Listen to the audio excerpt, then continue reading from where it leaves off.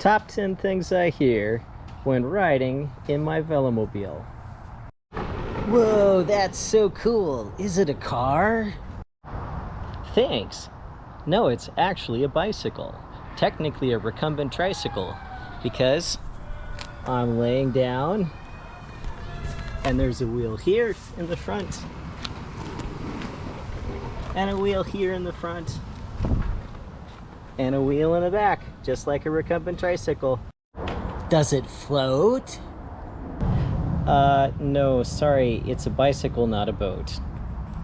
Just because it looks like a canoe doesn't mean it floats. Is it legal to drive that thing on the road? Well, of course. It's legal to drive any place it's legal to drive a bicycle. How fast does that thing go? Uphill, downhill, or on the flat? Going uphill, pretty slow. Going downhill, really fast. The fastest I've ever gone is 50 miles an hour, but I know people have gone much faster than that. Now on the flat, I usually cruise 25 to 30 miles per hour. Did you build that yourself?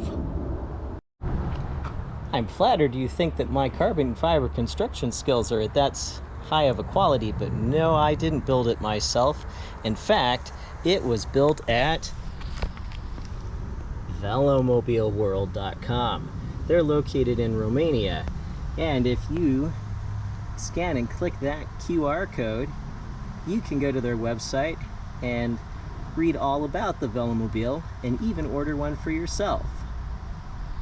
I did once build a Velomobile out of wood, but it was 80 pounds and I didn't do a very good job of setting up the steering, so let's not talk about that. Where'd you get it? I got my book from Velomobile World, the largest recumbent factory in the world, actually, located in Brăila, Romania, and they air freighted the bulk here to Minneapolis, to the Minneapolis airport. It was very well packed in a super sturdy crate, and it was the easiest import process I've ever had. Wow, that looks expensive. How much did it cost? Well, around $10,000 to $11,000, and while that sounds like a lot, I use mine instead of my car, which means I don't have to pay $4 a gallon for gas. US prices, much higher in Europe. I don't have insurance costs. I don't have to pay $80 or so for an oil change every few months. Tires cost a fraction of what they would cost in a car, and I don't have a gym membership because I get my workout when I commute. You're so low to the ground. Aren't you afraid people won't see you? No, not particularly. I'm an 8.5 foot long, brightly colored, oddly shaped, unusual vehicle with super bright lights in the back.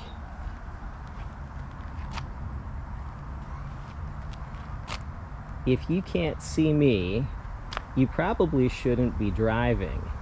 In fact, I have been hit in my car, rear-ended no less, 3 times, despite my car being a fairly large vehicle, and theoretically the driver behind, being right behind me, should have the best view.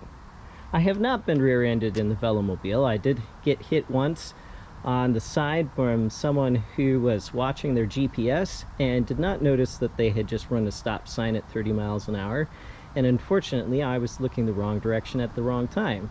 But thanks to the great safety features of the shell of a Velomobile, I walked away from the accident with just very minor injuries. In fact, similar injuries to when I've been hit from behind in my car. So yeah, no, I'm not too worried. Also, have you ever noticed that turkeys and geese and ducks are very low to the ground? They're also very similar colored to the pavement, and yet I'm willing to bet you've not run into any of those either. So no, I'm not real worried about it. You really need a flag. Let's talk about flags. Do you know what flags do when you're riding 30 miles an hour? They trail straight out behind. So if you're worried about driving behind and seeing me, that flag's not going to help very much. Do you know what else flags tend to do at higher speeds that velomobiles travel at? Get ripped off. No, like actually the wind just rips it off the body, which is not real great for my carbon fiber. And then you have things like flying off and hitting cars. So that's probably not good. And the number one thing I hear when riding my Velomobile is, does it have a motor? Nope, it doesn't have a motor. You know why it doesn't have a motor? Because in a lot of countries, electric assist has a limit. Otherwise, you have to get special permissions and certifications and insurance. It's very difficult to get. In fact, most of my rides, I average 20 miles an hour or more, despite not being that strong of a rider. And in most countries, that would be above the limit of electric assist. So why add the extra weight? I'm already pretty fast. I don't really live anywhere where there's a lot of hills, so no, I don't have a motor. I just pedal. But thanks for asking.